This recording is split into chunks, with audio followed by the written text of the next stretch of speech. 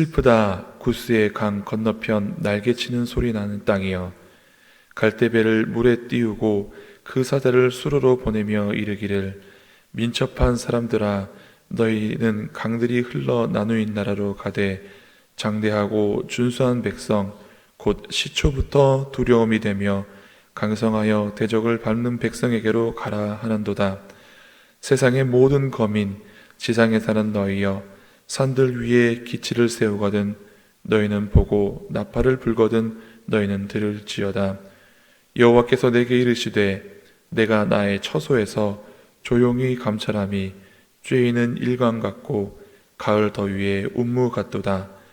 추수하기 전에 꽃이 떨어지고 포도가 맺혀 익어갈 때에 내가 낫으로 그 연한 가지를 베며 퍼진 가지를 찍어 버려서 산의 독수리들과 땅의 듬직슬들에게 던져주리니 산의 독수리들이 그것으로 여름을 지내며 땅의 들짐승들이 다른 것으로 겨울을 지내리라 하셨습니다.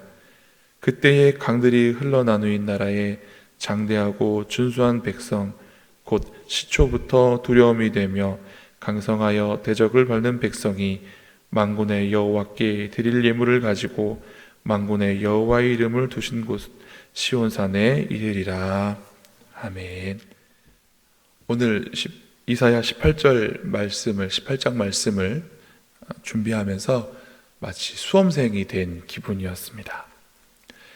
이것은 앞뒤에 다른 나라 다메섹에 대한 경고라 혹은 19장의 애굽에 대한 경고라라는 이사야의 글과 다르게 슬프다 구스의 강 건너편 날개치는 소리나는 땅이여 하면서 애가의 형식을 빌리고 있기 때문입니다. 마치 숨이 쌍갈밥으로 된 시조를 읽는 듯한 느낌을 받았습니다. 왜냐하면 1절에 슬프다 구스의 강 건너편 날개치는 소리나는 땅이여, 여기만 읽었을 때는 이집트이거나 혹은 이집트와 국경을 마주한 구스, 이디오피아에 대한 말씀인 것 같습니다. 날개치는 소리나는 땅이라고 했을 때 이집트의 나일강에 많은 새들과 곤충들이 있어서 실제로 그때 당시에 이 이집트의 나일강 유역을 날개치는 소리 나는 땅이다라고 부르기도 했다고 합니다. 그리고 구스의 강 건너편, 이러니까 이것이 이집트에 대한 말씀인지 혹은 구스, 이디오피아에 대한 말씀인지 심판에 대한 말씀인지 이렇게 의문이 갖게 됩니다. 그러나 이 18장의 말씀을, 이사야 18장의 말씀을 더 자세히 읽어보면 하나님의 심판이 구스와 애굽에 임한 것이 아니라 하나님께서 아수르를 정리하시겠다라는 말씀인 것을 알게 됩니다.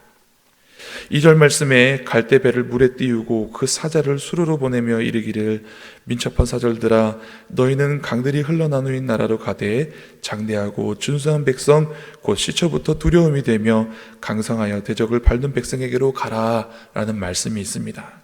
그리고 뒤에 나와 있는 7절 말씀을 한번 보시면, 그때 강들이 흘러나누인 나라에 장대하고 준수한 백성 곧 시초부터 두려움이 되며 강성하여 대적을 밟는 백성이 만군의 여호와께 드릴 예물을 가지고 만군의 여호와의 이름을 두신 곳 시온산에 이르리라 되어 있습니다.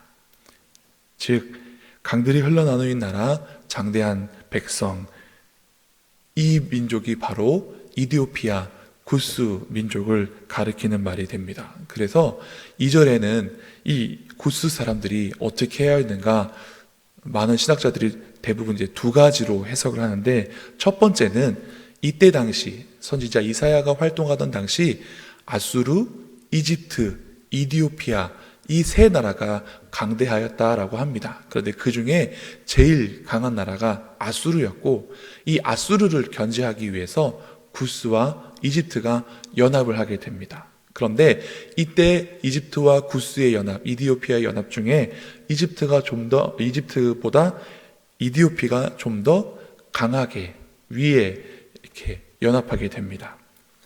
그래서 이 연합을 다시금 아수르에게 허락받기 위해서 가는 구스 사람들로 보는 견해가 하나가 있고, 이 2절 말씀을 이 구스 사람들이 이집트와 연합을 맺은 다음에 유다에게도 와서 이스라엘에게도 와서 아수르를 견주해서 당신들도 우리를 도우시오 라고 하는 두 가지 견해로 나뉜다고 합니다. 그런데 첫 번째 견해든 두 번째 견해든 이 이디오피아 사람들이 행하고 있는 것은 무엇인가? 세상의 방법으로 하고 있다라는 것입니다. 다른 강한 나라를 견제하기 위해서 이웃 나라들과 연합하고 혹은 다른 강한 나라에게 잘 보이기 위해서 그들에게 사신을 보내건 이 두 가지 모두 다 사람의 방법이라는 것입니다. 그리고 그 사람의 방법을 쓰는 이 구스, 이디오피아 사람들은 2절 말씀에 어떻게 표현되어 있는가? 민첩한 사절들이다 라고 표현되고 있습니다. 사람의 방법으로 무엇인가를 얻어내려고 빠르게 움직이고 바삐 움직이며 부산스럽게 움직이는 사람들의 모습을 보이고 있습니다. 마치 하루하루 어떻게든 내 힘으로 살아보려고, 내 방편으로 살아보려고, 내 생각대로, 내 계획대로 해보려고 바삐 사는 현대인의 모습들을 볼 수 있습니다. 그러나 하나님께서는 그런 그들에게 이렇게 말씀하십니다.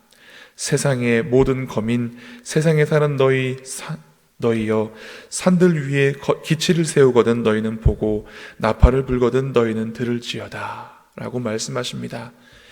산들 위에 기치, 깃발, 어떤 표식이 되어 있는 그런 봉들을 보게 되거든 바라보고 또 전쟁을 울리는 나팔 소리가 들리거든 잘 들어보아라 라고 말씀하십니다. 사람의 방편으로 하고 사람의 방법대로 하고 사람의 계획대로 하지만 그것이 잘 이루어지지 않을 것이고 혹은 그것이 너희의 노력과 너희의 계획과는 다르게 하나님의 뜻대로 이루어질 것이다 라고 선지자는 말하고 있는 것입니다. 여기 4절 말씀에 같이 읽어볼까요?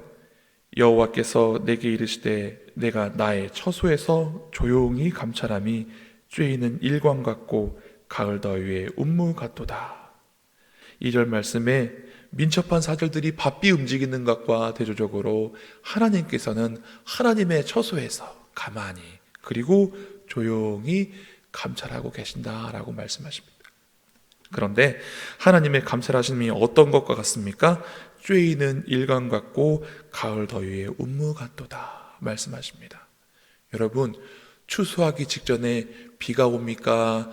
더 많은 햇빛이 비칩니까? 가을 보면 열매가 무르익기 전에 더 많은 햇빛이 쪼입니다. 그렇다고 해서 습기가 없으면 안 되지 않습니까? 그래서 이 당시에 운무, 즉 이슬 같은 그런 역할을 하나님께서 바라보신다라고 하고 있습니다. 즉 심판할 때가 차차 물어익도록 하나님께서는 처소에서 가만히 조용히 감찰하신다라고 말씀하십니다. 하나님께서 바라보시지만 하나님의 때는 열매가 무르익어 가듯이 차차 그 계획대로 하나님 뜻대로 진행되고 있음을 선지자 이사야는 말씀하십니다. 하나님은 그렇게 추수의 때가 무르익어 갈 때에 5절과 6절의 말씀처럼 아수르에 대해서 심판하실 것을 이야기하십니다. 추수하기 전에 꽃이 떨어지고 포도가 맺혀 익어갈 때에 내가 낫으로 그 연한 가지를 베며 퍼진 가지를 찍어버려서, 즉 아수르라는 나라가 더 강성하여지고 더 강하여지고 더 무르익기 바로 직전에 하나님께서 서둘러서 그것을 정리하시고 찍어버린다, 심판하신다라고 말씀하십니다. 그리고 그 심판하신 내용이 이제 6절 말씀에 나옵니다. 산의 독수리들과 땅의 들짐승들에게 던져주리니 산의 독수리들이 그것으로 그 여름을 지내며 땅의 들짐승들이 다 그것으로 겨울을 지내리라. 그 피해가 얼마나 막심한지, 그것이 어떤 이들에게는 여름을 지내고 어떤 이들에게는 겨울까지 지내게 되는 그런 잔상이 될 것이다 라고, 그렇게 무너지고 폐허가 되고 많은 이가 죽게 될 것이다 라고 하나님이 선지자를 통하여서 말씀하시는 것입니다. 그래서 2절 말씀에 이 구스 사람들을 어떻게 해석하느냐, 유대로 와서 아수르에 대해서 함께 동맹할 것을 요청한 구스인 에디오피아인이라고 하면 이 2절의 말씀을 이제 다시 돌아가라 라고 그 이디오피아 사절들에게 말하게 되는 것입니다. 그리고 하나님께서 그렇게 모든 것을 정리하실 때에 다시금 이 사람들, 즉 강물이 흘러 나누인 나라의 장대하고 준수한 백성, 곧 시초부터 두려움이 들며 강성하여 대적을 밟는 백성이 만군의 여호와께 드릴 예물을 가지고 만군의 여호와 이름을 두신 곳 시온산에 이르리라. 즉 자기들 사신을 보내서 사람의 방법으로 하려고 했던 이 모든 것들이 하나님은 다 계획이 있으시구나, 하나님은 다 온전히 자기의 뜻대로 이루시는 분이시구나 라는 것을 깨달을 때에 다시금 와서 하나님 앞에 예물을 드리고 하나님께 경배하게 될 것이다 라고 말씀을 마무리 짓고 있는 것입니다. 이 구스는 솔로몬의 지혜를 배우러 온 이디오피아 여왕, 그 나라 이디오피아인 것입니다. 이 구스는 나중에 예수님이 부활 승천하시고 교회가 핍박을 받아서 스데반 집사가 멀리 갔을 때 만났던 이디오피아 내시, 그 사람, 그 나라가 되기도 합니다. 이처럼 사람이 하나님을 바라보고 자기의 방법들, 자기의 계획들 내려놓을 때 하나님이 역사하십니다. 저는 오늘 이사야 18장 말씀을 읽으면서 마치 아브라함이 하나님을 의지하여 왔다가 그 땅에 기근이 들었을 때 하나님 의지하기보다는 자기의 옅은 깨로 기근이 없는 땅에 내려갔다가 오히려 낭패를 당한 그 일이 떠올랐습니다. 사랑하는 성도 여러분, 우리가 세상을 살아갈 때 나의 방법이 있고 하나님의 방법이 있을 때 우리는 하나님의 방법을 의지해야 되는 줄 믿습니다. 하나님의 방법은, 하나님의 때는 내가 생각하는 것처럼 빨리 오지 않을 수도 있습니다. 내가 생각하는 것처럼 막 확 뭐가 변화되고 막 뭐가 일어나는 게 조짐이 잘 보이지 않을 수도 있습니다. 왜냐하면 하나님은 조용히 감찰하시고 조용히 감찰하심으로 열매가 차차 익어 무르익게 하는 것처럼 하나님의 때가 그렇게 우리에게 다가오고 그렇게 우리에게 이루어지기 때문에 그렇습니다. 그러나 조급해하지 말고 우리는 그럴 때일수록 더욱 하나님을 의지하고 하나님께서 내 삶 가운데 역사하시기를 구하는 사람들이 되어야 하겠습니다. 나라도 마찬가지입니다. 국제정세를 읽어가면서 여기에 붙을까 저기에 붙을까 그렇게 하는 것이 나라가 안녕하고 평안한 것이 아니라, 이 나라가 평안하고 이 나라가 번영하려면 깨어있는 우리가 하나님께 나아가 의지하고 하나님을 붙들고 하나님의 방법을 간구해야 하는 것입니다. 가족도 그렇고 개인도 그렇고 나라도 그렇고 하나님을 의지할 때 잘 되고 하나님의 방법으로 이루는 것이 더 완벽하고 온전하고, 그렇게 될 때 우리가 하나님이 이렇게 하시는구나 깨닫게 되면 결국 우리는 하나님 앞에 나와서 불평과 원망을 거두고 역시 하나님이십니다, 하나님께서 하셨습니다, 하나님 영광 받아 주시옵소서, 이렇게 구스인들과 같이 하나님 앞에 나와 예물 드리고 경배하게 되는 일들이 일어나게 된다는 것입니다. 오늘 주일 예배 드릴 때에 이렇게 하나님을 인정하는 사람들이 모일 수 있기를 기도하실 수 있기를 바랍니다. 우리가 하나님 앞에 오늘 예배 드릴 때에 역시 하나님이십니다, 하나님이 하시는 일이 더 완전하십니다, 이런 감사한 마음으로 나와 예배 드릴 수 있는 우리가 되기를 간절히 바랍니다. 기도하시겠습니다.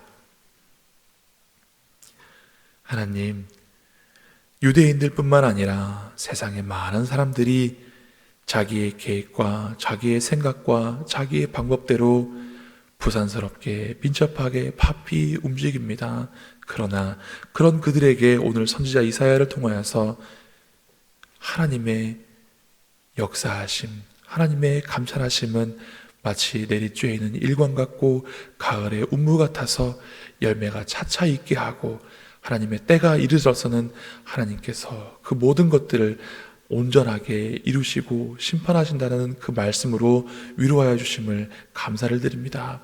하나님, 자기의 방법을 의지하던 그들에게 마침내 그들이 하나님 앞에 나와 예물 드리며 하나님을 경배하게 하신다라고 말씀하셨습니다. 하나님, 우리들도 우리의 방법, 우리의 계획, 우리의 생각 내려놓고 완전하신 하나님의 뜻과 온전하신 하나님의 계획에 순종하며 마침내 하나님의 뜻이 더욱더 온전하고 완벽하고 바르고 완전한 길이었다라고 인정하면서 하나님 앞에 나와 예배하고 경배하는 저희들 되게 하여 주시옵소서.